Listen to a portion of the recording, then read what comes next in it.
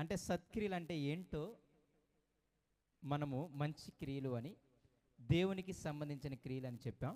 అయితే ఈ సత్క్రియలో డివైడేషన్ ఉంది అని, స్త్రీలు చేయవలసిన సత్క్రియలు, పురుషులు చేయవలసిన సత్క్రియలు, సంఘము చేయవలసిన సత్క్రియలు, ధనవంతులు చేయవలసిన సత్క్రియలు, సేవకులు చేయవలసిన సత్క్రియలు.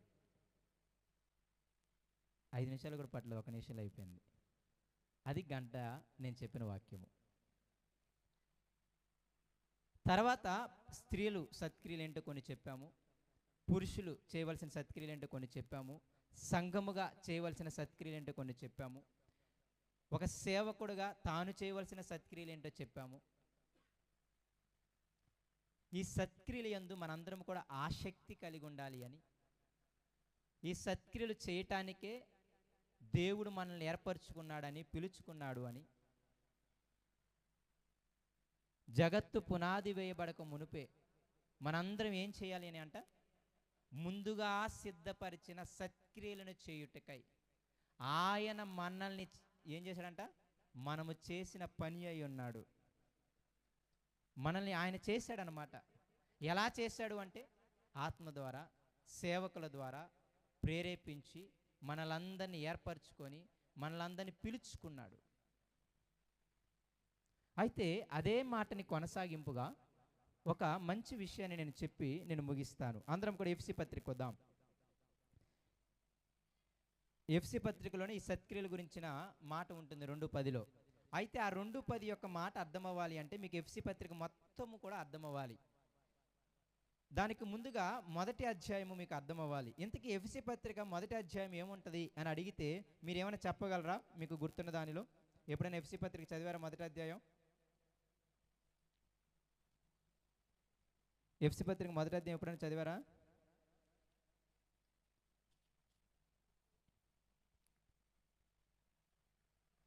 సరే, నేను చెబుతాను, చాలా జాగ్రత్తగా జ్ఞాపకం పెట్టుకోవడానికి ట్రై చేయండి. ఎఫ్సి అనేది ఒక అన్య జనాంగం ఉన్న ఒక పెద్ద పట్టణం. మీ భాషలో చెప్పాలంటే ఒక హైదరాబాదు అంత మహానగరం అన్నమాట ఆ కాలంలో. మీ భాషలో చెప్పాలంటే ఒక విజయవాడ ఎలాంటి ఒక పెద్ద సిటీను, అటువంటి సిటీ ఎఫ్సి పట్టణం. అది పక్కాగా కూడా పూర్తిగా అన్య జనాంగం. ఎందుకు ఈ మాటలు చెబుతున్నాను అంటే కొరింథీ కానీ, ఎఫ్సి కానీ, ఫిలిప్పి కానీ ఇవన్నీ కూడా రాజధాని పట్టణాలు. రాజధాని పట్టణాలు, ఓడరేవు పట్టణాలు, చక్కగా వ్యాపారాలు జరిగే పట్టణాలు. ఎక్కడైతే ధనం ఉంటుందో, ఎక్కడైతే వ్యాపారాలు ఉంటుందో అక్కడ సకల నీచమైన కార్యాలు ఉంటాయి, సకల పాప కార్యాలు ఉంటాయి. ధనము ఉన్న చోట, అభివృద్ధి ఉన్న చోట పాపము కూడా చాలా విచ్చలవిడిగా ఉంటుంది. ఆ విధంగా పాపముతో చెలరేగిపోతున్నటువంటి జనాంగము మధ్య, అందుకే మీకు ఈ మాట అర్థం అవ్వాలి అంటే 2వ అధ్యాయం చదివినప్పుడు మీకు అర్థమవుతుంది. అక్కడ మీరందరూ కూడా పాపములతోనూ అపరాధములతోనూ చచ్చిన వారై ఉండి అనడానికి ముందు అక్కడ ఒక మాట వాడతాడు. ఏంటో తెలుసా? వాయుమండల అధిపతి యొక్క క్రియలను మీరు చేస్తూ, వానికి లోబడుతూ, శరీరము యొక్కయు మనసు యొక్కయు కోరికలను నెరవేర్చుకుంటున్నారు అంటాడు. అక్కడ 2వ అధ్యాయం మీరు చదివితే అక్కడ వినపడుతుంది మీకు ఆ మాట. మనుషులు ఎలా ఉన్నారు అంట? శరీరము యొక్కయు మనస్సు యొక్కయు కోరికలను నెరవేర్చుకుంటూ, వాయుమండలం యొక్క సంబంధమైన అధిపతికి మీరు లోబడి, మీ యొక్క పాపములతోనూ అపరాధములతోనూ చచ్చిన వారై ఉన్నారు మునుపు అని అంటాడు ఆయన. అటువంటి మిమ్మల్ని ఇప్పుడు దేవుడు నవీన సృష్టిగా, నవీన స్వభావంగా తీసుకొచ్చాడు. కాబట్టి మీరు ఆత్మని దుఃఖపరచమాకండి, మీరు పోకిరి చేష్టలు చేయమాకండి అండి 4వ అధ్యాయంలో మాట్లాడుకుంటూ వస్తాడు. వాళ్ళ మునుపటి స్థితి ఏంటి అంటే శరీరము యొక్కయు మనసు యొక్కయు కోరికలు నెరవేర్చుకునే స్థితి. అర్థమవుతుందా మీకు? శరీరము యొక్కయు మనసు యొక్క అంటే తమ ఇష్టం వచ్చినట్టు విచ్చలవిడితనంగా బ్రతుకుతూ పాపములు అపరాధములతో చచ్చిన బ్రతుకులవి. అయితే అటువంటి వారికి ఏమైందో తెలుసా? దేవుడు కృప చూపించాడు అంట. మీకు తెలుసో లేదో, అటువంటి వారిని దేవుడు ఆశీర్వదించాడు అంట. ఇప్పుడు నేను అంటాను, పాపములతో అపరాధములతో చచ్చిన వారికి, శరీరం యొక్కయు మనసు యొక్కయు కోరికలను నెరవేర్చుకుంటున్న వారికి ఆశీర్వాదం ఏంటి చెప్పండి? చెప్పాలి మీరు.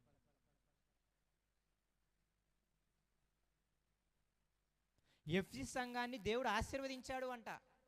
ఏ ఆశీర్వాదంతో తెలుసా? పరలోక సంబంధమైన ఆశీర్వాదంతో.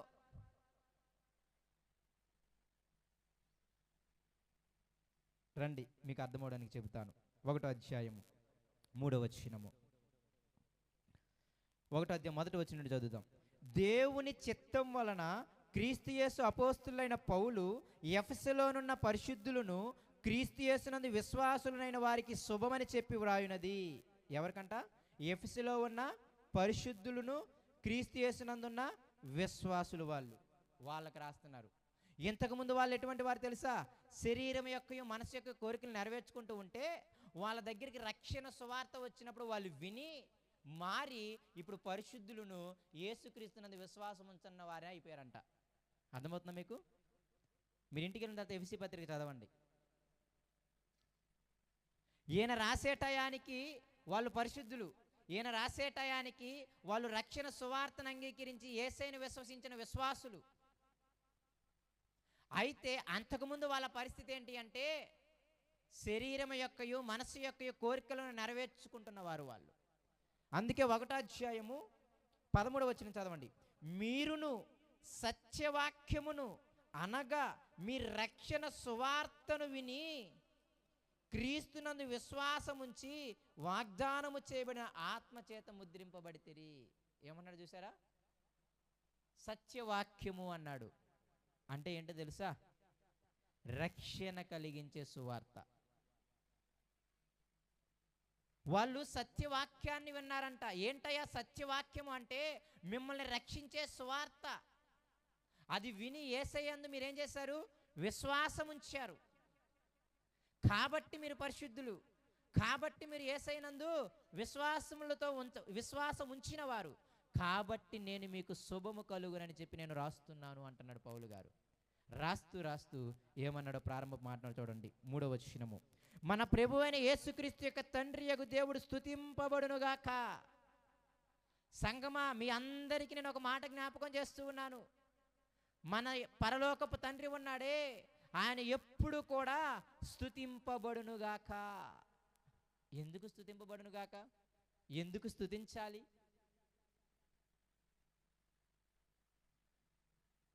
అర్థమవుతుందా మీకు? సంఘముకు మాట్లాడుతున్నటువంటి ప్రారంభపు మాటలు. పరలోకమందున్న తండ్రి అయిన దేవుడు స్తుతింపబడును గాక అని సంఘానికి జ్ఞాపకం చేస్తున్నాడు. ఎందుకు స్తుతింపబడును గాక అంటే కింద చెబుతున్నాడు చూడండి. ఆయన అనగా ఎవరు? తండ్రి అయిన దేవుడు క్రీస్తునందు పరలోక విషయములలో ఆత్మ సంబంధమైన ప్రతి ఆశీర్వాదమును మనకు అనుగ్రహించెను, కాబట్టి ఆయన స్తుతింపబడును గాక. అర్థమవుతుందా మీకు కారణం? మీరందరూ పరలోకమందున్న దేవుని స్తుతించండి. ఆయన స్తుతి నొందదగిన దేవుడు. ఎందుకు అంటే మిమ్మల్ని అందరినీ యేసుక్రీస్తు ద్వారా ఆయన ఏం చేశాడు తెలుసా? యేసుక్రీస్తు నందు మిమ్మల్ని అందరినీ ఏం చేశాడు? పరలోక విషయములలో ఆత్మ సంబంధమైన ప్రతి ఆశీర్వాదాన్ని అనే పదం ఉంది చూడండి అక్కడ. ఇక కొదువు లేదు ఆశీర్వాదాల్లో. అర్థమవుతుంది అక్కడ? ఆ మాటను మీరు పట్టుకోవాలి. దేవుడు క్రీస్తునందు పరలోక విషయములలో ఆత్మ సంబంధమైన భౌతిక సంబంధమైనవి కాదు సుమా. ఆ రెండు మాటలు మీరు అండర్లైన్ చేసుకోవాలి.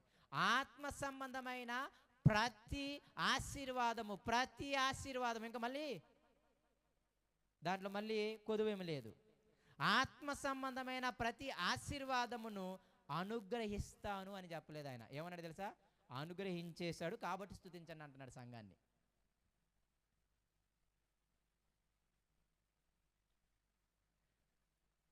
పరలోకమందున్న తండ్రి అయిన దేవుడు స్తుతింపబడును గాక. మీరందరూ స్తుతించాలి. ఎందుకు స్తుతించాలి అంటే మీ అందరికీ దేవుడు ఏం చేశాడో తెలుసా? ఆ తండ్రి అయిన దేవుడు ఏం చేశాడో తెలుసా? ఆత్మ సంబంధమైన ఏ సంబంధమైన అంతకుముందు మాట పరలోక విషయములలో. ఎవరు అడగరు పరలోక విషయాలలో ఆత్మ సంబంధమైన ఆశీర్వాదాలు. అందుకే చాలా నొక్కి చెప్పాడు ఆ పదాలు. పరలోక విషయములలో ఆత్మ సంబంధమైన ప్రతి ఆశీర్వాదాన్ని మీకు ఇన్ ఫ్యూచర్ అనుగ్రహిస్తానని చెప్పలేదు. నాకు ₹1,00,00,000 ఇస్తే మీకు అనుగ్రహిస్తానని కూడా చెప్పలేదు. మీరు ఉపవాసం ఉండి ఏడిస్తే అనుగ్రహిస్తానని కూడా చెప్పలేదు ఆయన. ఆ సంఘానికి అనుగ్రహించాడు అంటున్నాడు.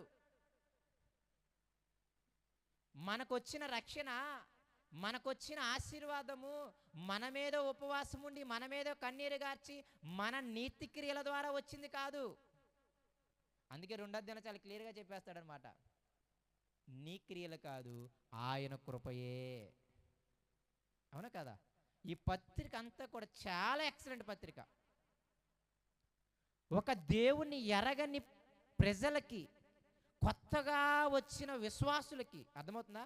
దేవుణ్ణి ఎరగని స్థితిలో నుండి అప్పుడే వచ్చిన విశ్వాసులు ఉంటారే, వాళ్ళకి ఎలా ఉండాలి, ఎలా ఉండకూడదు, అసలు దేవుడు వాళ్ళని ఎలా ఆశీర్వదించాడు, మీరెంత గొప్ప ధన్యులు, అదంతా ఈ పత్రిక చాలా క్లియర్గా వివరిస్తుంది. మనందరికీ పరలోక సంబంధ విషయములలో ఆత్మ సంబంధమైన ప్రతి ఆశీర్వాదాన్ని అనుగ్రహించాడంటే ఇంకా అనుగ్రహిస్తానని చెప్పలేదు ఆయన. ఇన్ ఫ్యూచర్ అనుగ్రహిస్తానని చెప్పలేదు. నువ్వు బాగా భక్తి చేస్తే, నువ్వు బాగా ధనమిస్తే, లేకపోతే నువ్వు బాగా నీతి కార్యాలు చేస్తే నేను అనుగ్రహిస్తానని చెప్పట్లేదు. అనుగ్రహించేశాడంట. ఏంటయ్యా అనుగ్రహించింది అంటే కింద స్టార్ట్ చేస్తాడు. ఎట్లనగా, ఎలా అనుగ్రహించాడు కింద చెప్తున్నాడు అనమాట. ఆత్మ సంబంధమైన ఆశీర్వాదాలు, ప్రతి ఆశీర్వాదాన్ని మీకు అనుగ్రహించాడు దేవుడు. కాబట్టి దేవుని మీరేం చేయాలి? స్తుతించాలి. అయితే ఇప్పుడు మీకు వచ్చే ప్రశ్న అంటే, ఏమిచ్చి ఆశీర్వదించడం మమ్మల్ని? అసలు ఆత్మ సంబంధమైన ఆశీర్వాదం అంటే ఏంటి? అసలు పరలోకము నుండి వచ్చే ఆత్మ సంబంధమైన ఆశీర్వాదం అంటే ఏంటి? మిమ్మల్ని ప్రశ్న అడుగుతున్నా, చెప్పండి. మీరందరూ ఆశీర్వదింపబడిన వాళ్ళ, ఇంకా ఆశీర్వదింపబడవలసిన వాళ్ళ? అవునా? ఎలాగో చెప్పండి.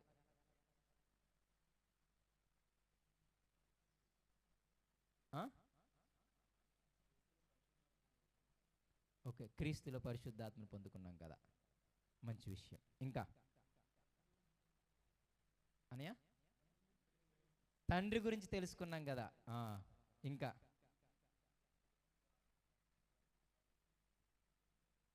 ఓకే, క్రీస్తు యేసు ద్వారా రక్షింపబడి సంఘంలో చేర్చబడ్డాం. పోనీలే, అందరూ ఆత్మపరమైనే చెప్పారు, భౌతికపరమైన ఏం చెప్పలేదు. నిజమే, పరలోక విషయంలో ఆత్మ సంబంధమైన ప్రతి ఆశీర్వాదం మనకు అనుగ్రహించాడు. ఏంటయ్యా ఆ ఆశీర్వాదం అంటే, 1 యేసయ్య, 2 పరిశుద్ధాత్మ దేవుడు. ఆ మొదటి అధ్యాయం మొత్తం మీరు చదవండి. 1 యేసయ్య, 2వది పరిశుద్ధాత్మ దేవుడు. అందుకే ఎట్లనగాని మొదలుపెట్టి యేసుక్రీస్తు ద్వారా మిమ్మల్ని జగత్తు పునాది వేయబడక ముందే పరిశుద్ధులుగా, నిర్దోషులుగా కావాలని కోరుకున్నాడు. కాబట్టి యేసయ్యని మిమ్మల్ని మీకోసం పంపించటము మొదటి ఆశీర్వాదము. ప్రేమ దేవుని పిల్లారా, అందుకే ఏమంటాడు చూడండి 7వ వచనం నుండి, దేవుని కృప మహదైశ్వర్యమును బట్టి ఆ ప్రియుని యందు ఆయన రక్తము వలన మనకు విమోచనము, అనగా మన అపరాధములకు క్షమాపణ మనకు కలిగి ఉన్నది. కాలము సంపూర్ణమైనప్పుడు జరగవలసిన ఏర్పాటును బట్టి ఆయన తన దయా సంకల్పము చెప్పున తన చిత్తమును గూర్చిన మర్మమును మనకు తెలియచేసి, మనకు సంపూర్ణమైన జ్ఞాన వివేచన కలుగుటకు ఆ కృపను మన ఎడల విస్తరింపచేసెను. ఈ సంకల్పమును బట్టి అని చెప్పుకుంటూ వచ్చి 11వ వచనం చూడండి, మరియు క్రీస్తునందు ముందుగా నిరీక్షించిన మనము. దేవుడు మనల్ని ఎప్పుడు నిరీక్షించాడంటే తెలుసా? దేవుడు మనల్ని ఎప్పుడు కావాలనుకున్నాడో తెలుసా? జగత్తు పునాది వేయబడక మునిపే మనలందరినీ ఎవరి ద్వారా నిరీక్షించాడంట? క్రీస్తు ద్వారా. నిరీక్షించడం అంటే కోరుకోవటం, నిరీక్షించడం అంటే ఆశించటం, నిరీక్షించడం అంటే ఎదురు చూడటం.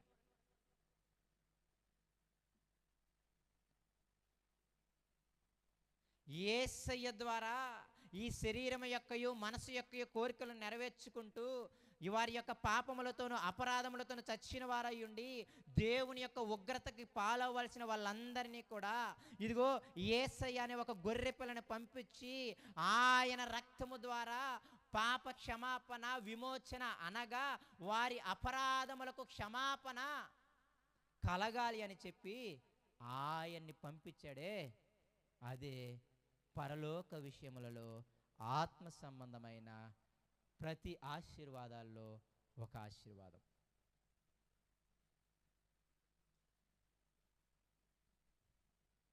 నిజమే, యేసుక్రీస్తు అని మన పాపముల విషయమై చనిపోకపోతే మన పాపములు పోయేవి కాదు, మన పాపముల యొక్క శిక్ష.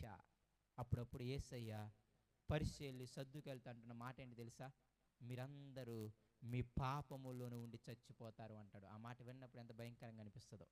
యోహాను సువార్తలో అంటాడనమాట, వెలుగు మీ మధ్య ప్రసరిస్తుంది కానీ మీరు వెలుగుని స్వీకరించరు. వెలుగు కనబడకుండానట్లు మీ చీకటి క్రియలని మీరు ఏం చేయరు? మానివేయరు. ఎక్కడా వెలుగు మీ దగ్గరకు వస్తే మీ చీకటి క్రియలు బయటపడతాయా అని యేసయ్యని నిర్హేతుకంగా ద్వేషించారు అంట వాళ్ళు. అంతేనా కాదా? యేసయ్యని అంగీకరించామనుకోండి, అక్కడ ఏం కనపడుతుంది? చీకటి కనపడుతుంది. చీకటి అంటే దైవపు శక్తి కాదు సుమా. యేసయ్యని వాళ్ళు నిర్హేతుకంగా ద్వేషించారంట. యోహాను సువార్త చదవండి 8వ అధ్యాయం. కారణం లేదు ద్వేషించడానికి, కారణం మాత్రం ఒకటే. యేసయ్యని పక్కన పెడితే, ఆయన మాటలు పక్కన పెడితే మన పాపక్రియలు తెలిసిపోతాయి. అందుకు ద్వేషించారంట.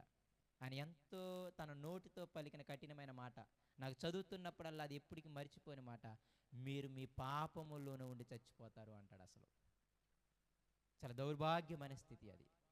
ఈ భూమి మీద మనిషికి పోవలసింది పాపము, రోగము కాదు.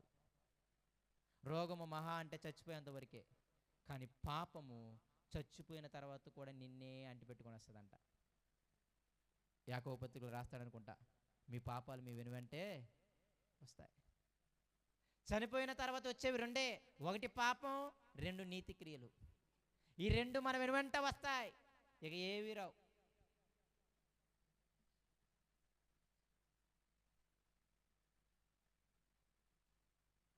పాపము భూమి మీద అతి భయంకరమైన స్థితి.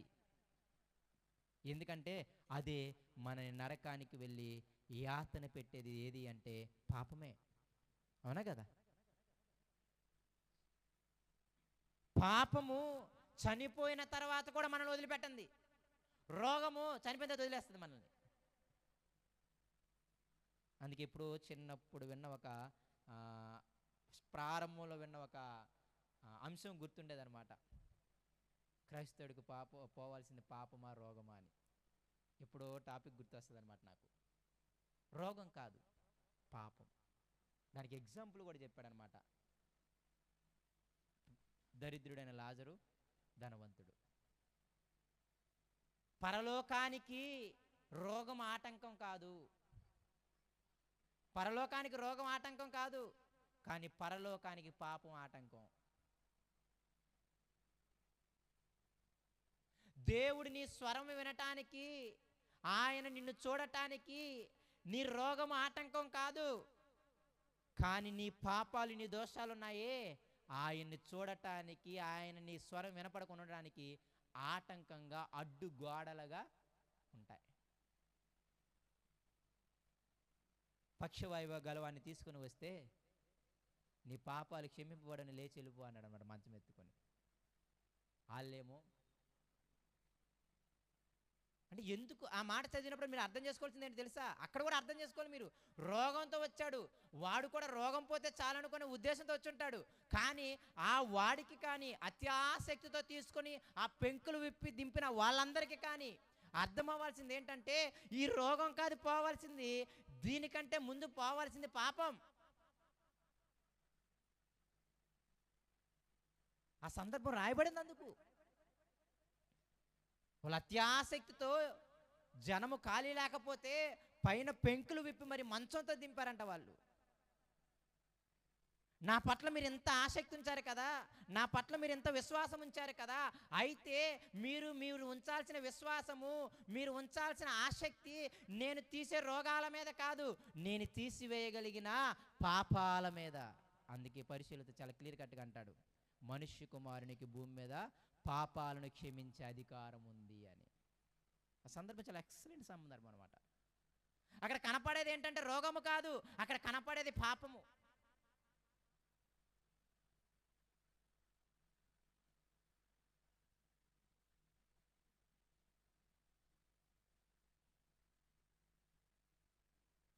ఆ యొక్క మీరు చదివినప్పుడు, సందర్భాలు చదివినప్పుడు నాకు తెలిసి ఇదే కదా, కోనేరు దగ్గర ఉండే ఆయన పేరు 38 సంవత్సరాల నుండి ఆయన, అవునా కదా? అక్కడ వాడబడిన మాట ఏంటి తెలుసా, నయం అయిన తర్వాత ఆయన వెళ్ళి చర్చిలో కూర్చుంటాడు. నయం చేసిన తర్వాత యేసయ్య ఆయన ఎక్కడ కూర్చుంటాడు, వెళ్ళి చర్చిలో కూర్చుంటాడు.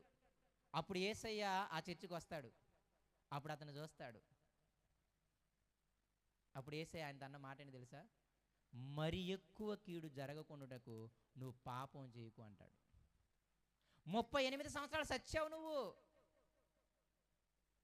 దీనికి కారణం నువ్వు చేసిన పాపం, దీనికంటే మరి ఎక్కువ కీడంట.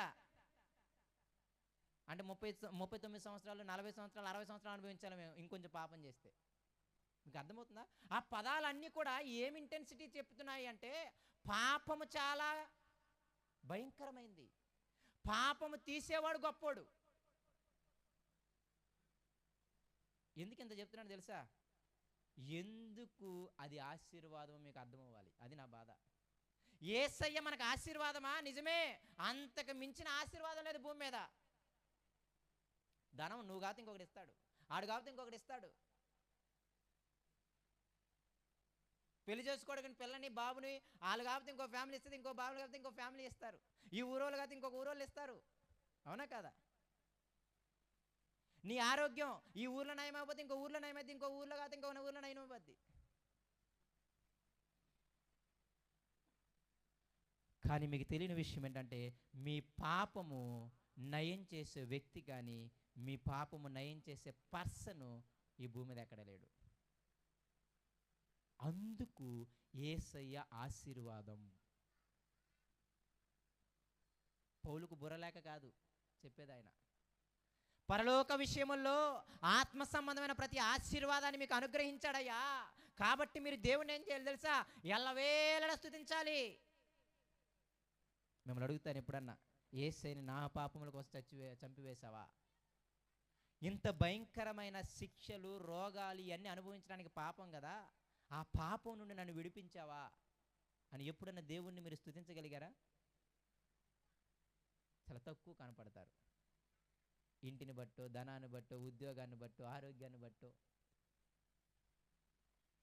వీటిని బట్టి స్తుతించే వాళ్ళు ఎక్కువ కనపడుతుంటారు.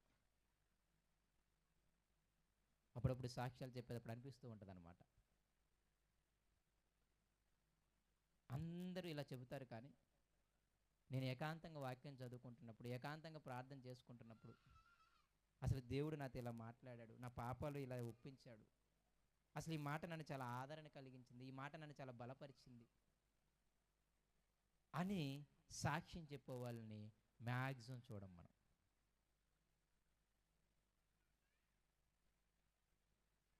అది నేనేమంటాను అంటే పెద్దల స్థితి, మనం చెప్పేది చిన్నపిల్లల స్థితి. నా ఉద్దేశం చెప్పొద్దని కాదు, కానీ ఈ అనుభవంలోనికి నేను అదంటాను, ఎప్పుడు పాలు త్రాగే వాళ్ళే కాదు, మీరు త్వరగా పెద్దవాళ్ళ వాళ్ళ ఆహారం భుజించటానికి. యేసయ్యని ఎందుకు ఆశీర్వాదం అన్నాడంటే మీకు అర్థం అవ్వాలి.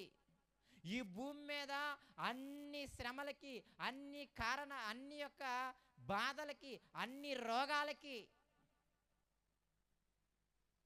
కుటుంబాలు విచ్చలవిడితనంలో ఉండటానికి, భర్తలు, భార్యలు, పిల్లలు అందరూ ఉండడానికి ఒకటే ఒకటి కారణం, పాపం, అంతే. మీరు ఎక్కడికి వెళ్ళి వెనక్కి లాగండి లొసుగు, మీరు చివరికి వాడు చేసింది ఏంటంటే ఏదో ఒక పాపం. ఆ పాపం తీవ్రత రోగం, ఆ పాపం తీవ్రత కుటుంబ నాశనం, ఆ పాపం తీవ్రత జీవితాలు పాడు, ఆ పాపం తీవ్రత భార్య, భర్త, పిల్లల నాశనం.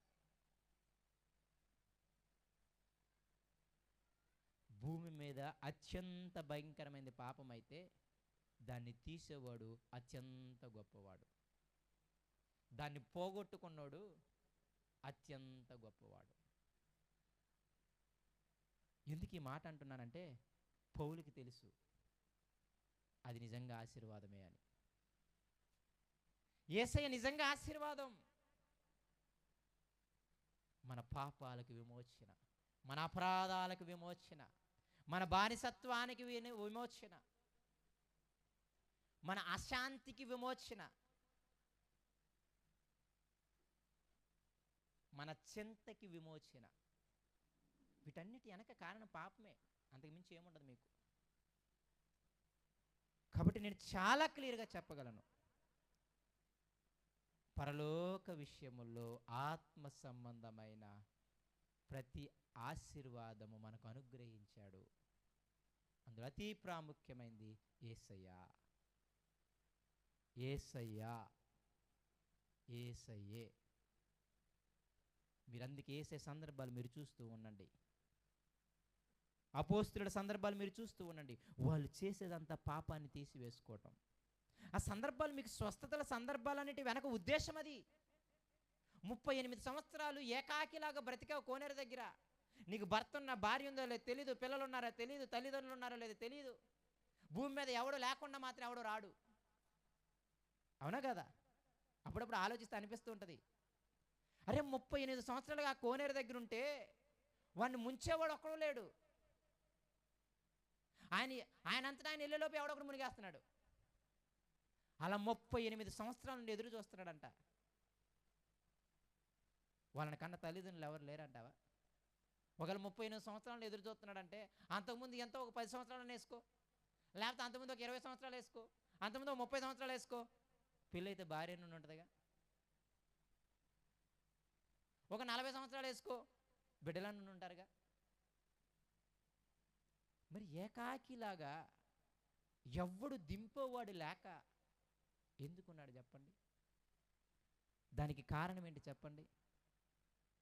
యేసయ్య చెప్పేశాడు అక్కడ, మళ్ళీ ఇంతకంటే ఎక్కువ కీడు నాకు జరగకుండానట్లు నువ్వేం చేయకూడదు, పాపము చేయకు అన్నాడు. ఆ మాట చదవండి కావాలంటే తర్వాత వెళ్ళిన తర్వాత. పాపము అనేది చాలా భయంకరమైంది, కానీ ఆ పాపాన్ని తీసివేసే శక్తి మనుష్య కుమారుడైన యేసయ్యకు మాత్రమే ఉంది. అది నిజమైన ఆశీర్వాదం. దాన్ని కానీ మీరు అనుభవించకపోతే, దాన్ని నిజంగా మీరు అనుభవించకపోతే, దయచేసి ఈ విషయాన్ని బట్టి మీరు దేవుని స్తుతించండి. ఈరోజు ఇంటికి వెళ్ళిన తర్వాత దయచేసి ఒక 5 నిమిషాలు 10 నిమిషాలు గ్యాప్ తీసుకొని, ఒకవేళ మీకు సమయం ఉంటే చక్కగా ఒక అరగంట చక్కగా ఒక వాక్యం చదువుకొని, ఒక 5 నిమిషాలు ప్రార్థన చేసుకొని, నిజంగా నాయన మమ్మల్ని ఎంతగా ఆశీర్వదించావా. గత జీవితం మీరు ఆలోచించుకోండి ఒకసారి. మునుపు మీరందరూ కూడా, మనమందరము కూడా శరీరము మనస్సు యొక్క కోరికలు నెరవేర్చుకుంటూ, నా ఇష్టం, నా శరీరం, నా హృదయం చెప్పింది నేను చేస్తాను, అది తినమంటే తింటాను, తాగమంటే తాగుతాను, తిరగమంటే తిరుగుతాను, దొంగతనం చేయమంటే చేస్తాను, వ్యభిచారం చేయమంటే చేస్తాను, కొట్టమంటే కొడతాను, చంపమంటే చంపుతాను. మనసు శరీరం ఏది చెబితే అది చేసిన వాళ్ళం అందరం. కానీ రక్షణ సువార్త విని, సత్యవాక్యము అనగా రక్షణ సువార్త విని మనం యేసయ్య యందు విశ్వాసం ఉంచాం. ఇది నువ్వు ఉపవాసాలు చేయడం ద్వారా రాలేదు. రక్షింపబడిన తర్వాత నువ్వు ఉపవాసాలు ఉండవేమో. మళ్ళీ చెప్తున్నాను మీకు, పరిశుద్ధాత్మ దేవుడు ఉచితంగా మీ హృదయంలోకి వెళ్ళి మీరు పాపమును గూర్చి, నీతిని గూర్చి, తీర్పును గూర్చి ఒప్పిస్తే, యేసే ప్రభు అని ఒప్పిస్తూ ఒప్పుకొనేసే దగ్గరికి వచ్చారు మీరు. అప్పుడు మీరు భక్తి చేయలేదు, అప్పుడు మీకు ఉపవాసం అనే పేరే తెలియదు మీకు, అప్పుడు ప్రార్థన చేయడం కూడా రాదు మీకు.